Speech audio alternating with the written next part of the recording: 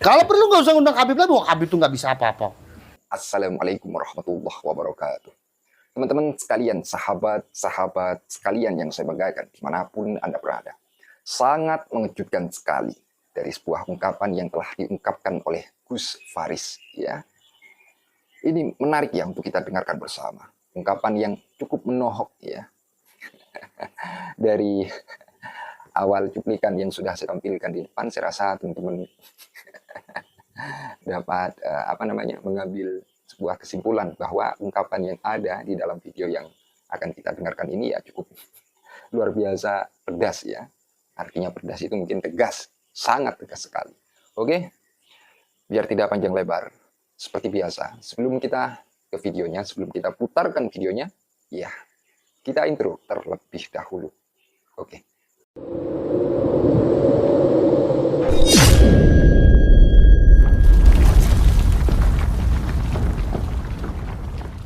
Assalamualaikum warahmatullahi wabarakatuh. Bismillah, alhamdulillah, wassalatu wassalamu ala rasulillah, amma ba'du. Sederek-sederek semuanya yang dimuliakan Allah. Pertama, mari kita sama-sama haturkan syukur kehadirat Allah, di mana dengan rahmatnya alhamdulillah di sore hari ini kita bisa berkumpul bersilaturahmi di tempat ini yang insya Allah akan banyak mendatangkan barokah untuk kita. Amin. Salawat beserta salam senantiasa kita haturkan bersama kepada junjungan kita baginda Nabiullah Muhammad sallallahu alaihi wasallam. Karena beliau ini sudah banyak sekali mencucurkan rahmatnya dari Allah Subhanahu wa taala untuk kita semuanya. Sehingga di hari ini alhamdulillah kita ini adalah orang yang diberikan kesadaran untuk taat kepada apa yang sudah disyariatkan oleh Allah lewat beliau Nabi Muhammad sallallahu alaihi wasallam.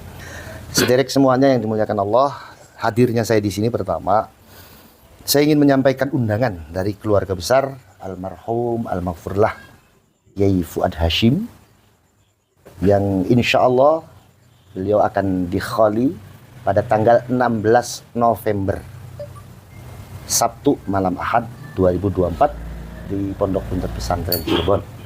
Dalam acara itu rangkaiannya di pagi hari akan ada acara pertemuan alumni santri beliau Pondok Pesantren Buntet, Pesantren Nadwatul Ummah Buntet Pesantren.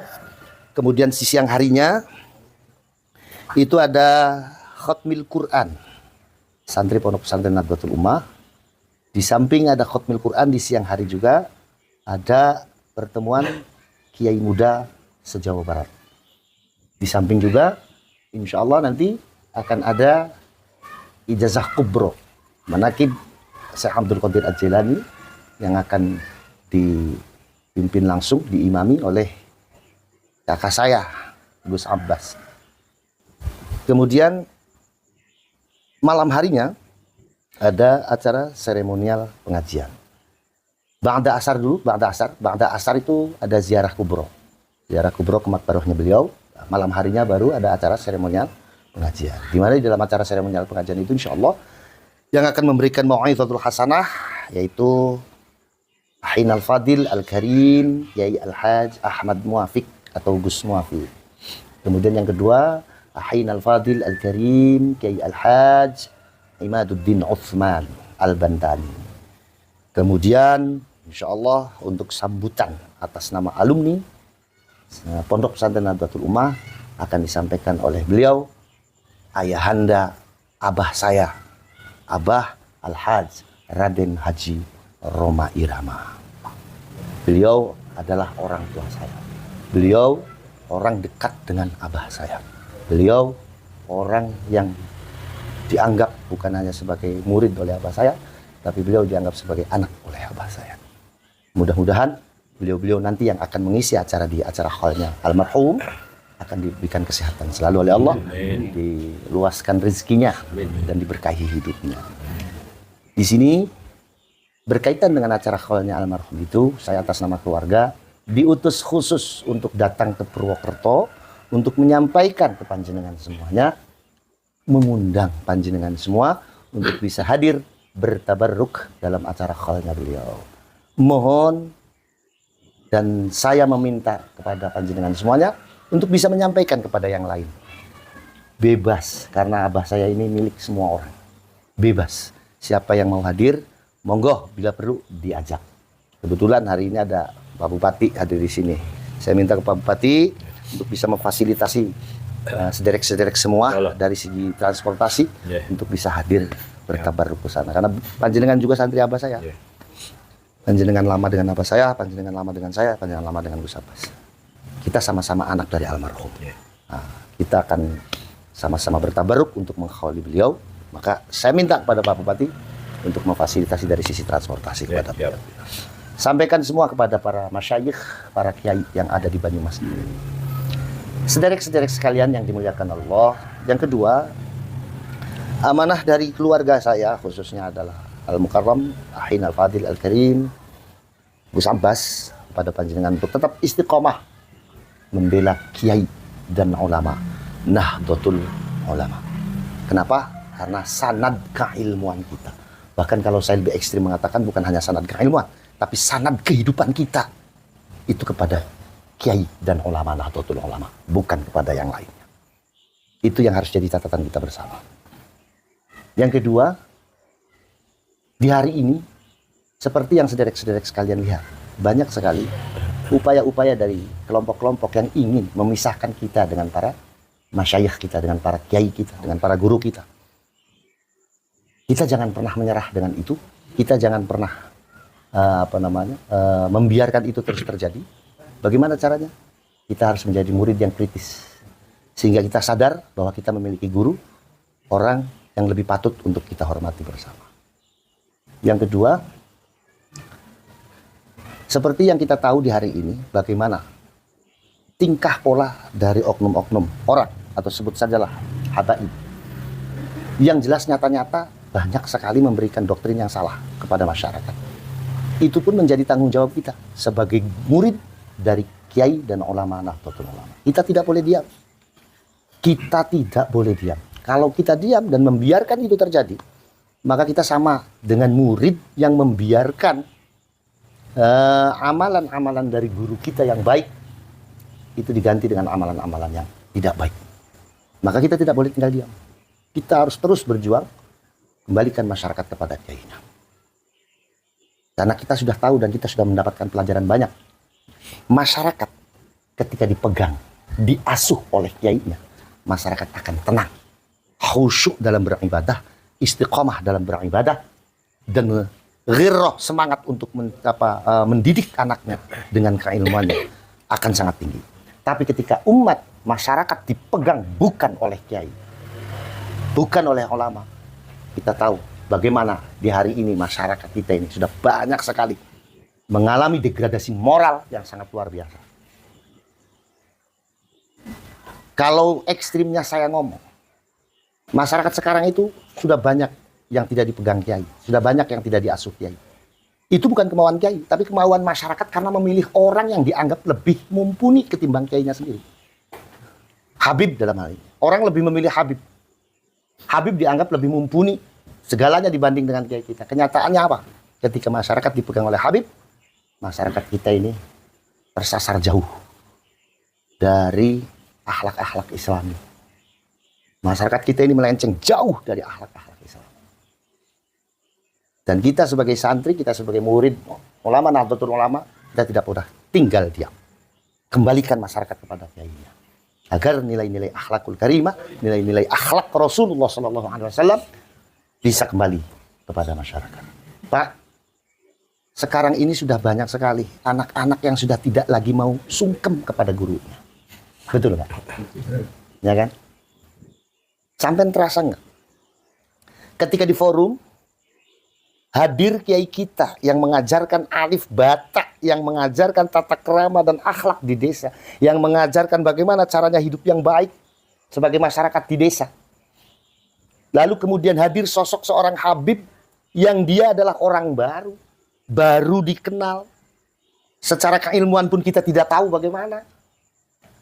Akhlak pun tidak tahu bagaimana, tapi masyarakat lebih banyak, lebih menghormati Habib daripada kiainya yang sudah mengajarkan alif bata di masyarakat. Sampai sadar nggak? Ini apa yang terjadi? Apa? Ini karena lalainya kita sebagai santri, sebagai murid kiai untuk mengingatkan masyarakat. Kalau sampai berhenti di sini masyarakat untuk kembali kepada kiai, untuk kembali hidup memakai akhlak Rasulullah SAW, sampai biarkan kejadian masyarakat. Dan itu mau Habib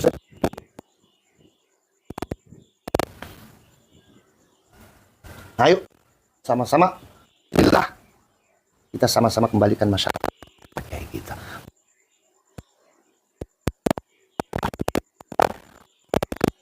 Sebagai Fuad pun untuk memberi kepada kiainya, agar masyarakat bisa hidup sesuai dengan tuntunan agama Islamnya, memakai akhlak Rasulullah SAW. Itu pesan dari keluarga, sederek-sederek sekalian. Mungkin di hari ini jenengan merasa capek. Mungkin di hari ini jenengan merasa yakin bahwa apa yang sampean perjuangkan hari ini akan membuahkan hasil di hari yang akan datang. Bagaimana akhlaknya kita yang nggak pernah capek mendidik kita. Kita contoh akhlak kita yang tidak pernah capek menasihati kita, yang tidak pernah capek mendoakan kita. Sepakat? Sepakat? Insya Allah kita semuanya akan berkaya oleh Allah Subhanahu wa Ta'ala. Amin ya rabbal alamin. Mungkin itu. Wallahul muwaffiq ila aqwamit thoriq.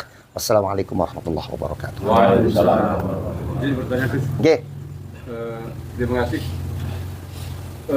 Masyarakat sudah semakin banyak yang paham tentang penyimpangan-penyimpangan yang dilakukan oleh oknum Habib, termasuk yang fatal kan penyimpangan sejarah di Indonesia ini, itu juga sejarah ini. Tetapi mereka sama juga melakukan perlawanan yang masif dengan acara konser-konser selawat. Bahkan tidak sedikit para Habib ini merangkul lembaga pemerintahan dengan konser selawat itu. Misalkan kalau di Banyumas, contohnya Banyumas berselawat, dan seterusnya dan seterusnya. Nah, mungkin ada pesan untuk pejabat-pejabat pemerintah, mumpung ada Pak Bupati dari Gus Aris, bagaimana upaya pemerintah bisa ikut membantu perjuangan ini? Apakah tetap dibiarkan konser-konser selawat yang dipandikan oleh para Habib? Terima kasih. Dalam konteks bersolawatnya, kita memang tidak boleh melarang orang siapapun untuk bersolawat. Gak boleh. Dalam konteks bersolawat. Tapi dalam konteks penyajiannya, itu yang harus kita rubah. Kenapa saya ngomong begitu? Karena begini, apa yang tadi sudah dikatakan oleh Gus Mar ini memang benar. Solawatan-solawatan yang diadakan selama ini sama sekali tidak pernah membawa budaya dan seni-seni yang ada dan yang dikembangkan oleh para leluhur kita. Padahal leluhur kita ini, mereka semua ini adalah orang ahli yang orang yang ahli dalam bersolawat. Yang kedua, saya menginginkan solawatan-solawatan yang ada di daerah ini dimotori oleh pemerintah. Maaf, nuansanya tidak Arabi. Nuansanya kalau di Jawa ya harus Jawa. Harus Jawa. Dan itu harus dibawa. Pemerintah harusnya yang peduli dengan ini. Selama ini kan Arabi. Arabi. Yamani malah. Malah Yamani. Kalau nggak ada Habibnya itu, nggak bisa katanya. Nggak bisa begitu dong. Kalau ada solawatan, satu contoh ya, ada daerah mengadakan umpama Cirebon bersolawat, itu harus ada Habibnya. Nggak begitu.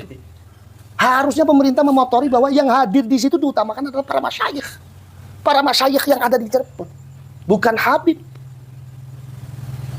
Sekarang kan kalau solawatan nggak ada Habibnya, dianggap tidak afdol. Nggak bisa begitu. Malah solawatan itu, forum itu akan menjadi sesuatu yang sangat afdol ketika kita mampu menghadirkan dalam forum solawatan itu masyayikh-masyayikh kita. Dan yang memimpin solawatan itu adalah masyayikh-masyayikh kita. Itu akan lebih afdol. Satu. Yang kedua, unsur kebudayaan lokalnya terbawa dengan menghadirkan masyayikh di situ. Contoh begini. Ketika kiai hadir di solawat dengan menggunakan sarung, baju koko, dan peci hitam, itu sudah menghadirkan budaya lokal. Bukan pakai jubah. Bukan saya melarang orang pakai jubah, bukan.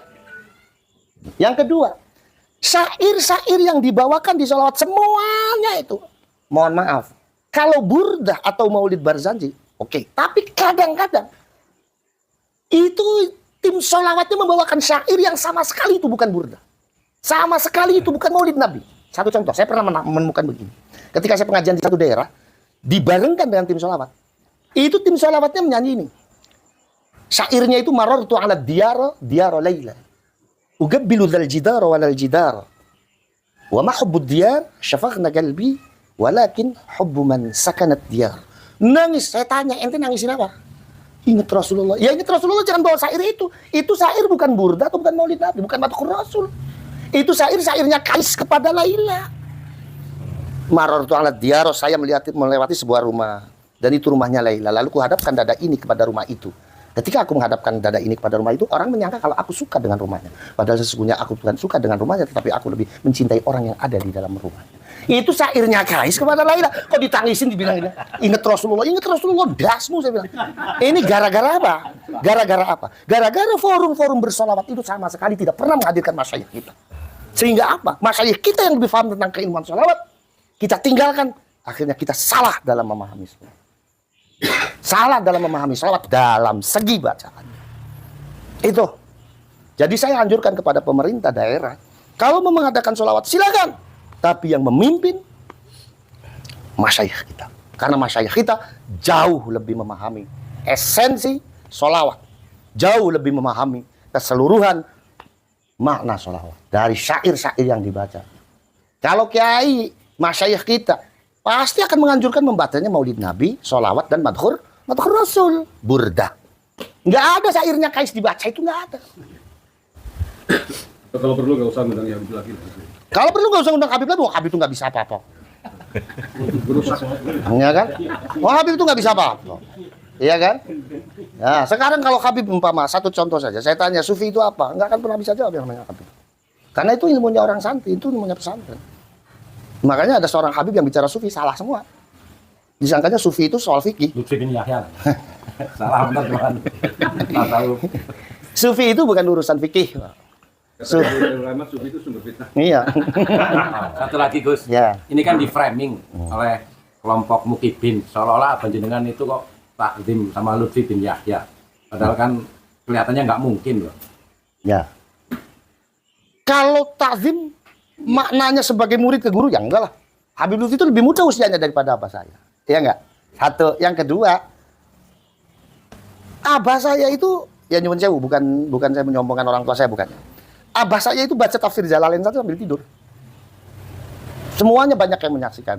Ini kayak Ustadz Jadi sendiri menyaksikan bagaimana bulan Ramadan abah saya kalau membaca tafsir Jalalain sambil tidur. Saking hafalnya. Lalu umpama abah saya, pastinya abah saya akan tahu, lebih tahu siapa Habib Lutfi dong. Ya kan? Terus abah saya suruh tazim sama, maaf, Habib Lutfi yang ngomong hadis saja salah. Ya kan? Man itu mungkaron itu artinya apa? Dari tarkibnya saja susah diartikan itu. Kalau sekedar salah harokat mungkin maklum ya, sabkul lisan. Tapi kalau sudah salah kalimat tarkibnya itu artinya apa gitu kan? Pengakuan beliau 3 serangkai itu. Apa? Gus Dur. Satunya lagi Lutfi. Nah, nggak tahu itu. Kalau setahu saya, apa saya yang dekat sekali ya memang dengan almarhum Yai Abdurrahman Wahid. Beliau sangat dekat sekali.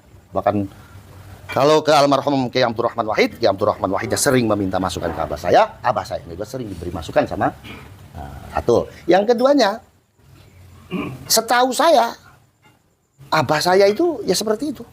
Lah menurut logikanya jenengan. Ya, dari sisi keilmuannya seperti itu mungkin nggak? Saya yakin dulu kedekatannya Abah Habib Lutfi atau Habib Lutfi kepada abah saya, ya mungkin Habib Lutfi belajar ke abah saya. Cuman orang kan nggak ada yang tahu. Belajar mungkin, tapi orang kan nggak ada yang tahu. Kalau soal hormat ya abah saya kepada siapapun menghormati. Kalau soal hormat, abah saya kepada siapapun menghormati. Sampai penghormatan abah saya kepada orang lain itu, sampai beliau sudah nggak bisa jalan. Dipanggil di tengah-tengah hutan gunung, abah saya tetap datang dengan memakai kru. Itu penghormatan abah saya kepada orang lain. Jadi kalau soal menghormati, abah saya kepada siapapun menghormati. Tapi kalau konteksnya talim, atau yang dipersepsikan kepada mereka kalau abah saya itu guru atau muridnya Habib Lutfi, ya mohon maaf, saya yang jadi putranya belum pernah menyaksikan itu. Dan saya yakin enggak loh, abah saya itu orang alim kok. Abah saya itu orang alim, ntar Habib Lutfi ngucap hadis aja salah. Artinya, ya jangan karena abah saya sendiri untuk jadi muridnya Habib Lutfi, ya gak mikir-mikir gitu kan. Karena saya sendiri ngaji. Karena saya sendiri ngaji gitu kan. Ya orang kan punya penilaian. Orang kata kitab ta'lim muta'allim itu orang itu harus memilih guru kok.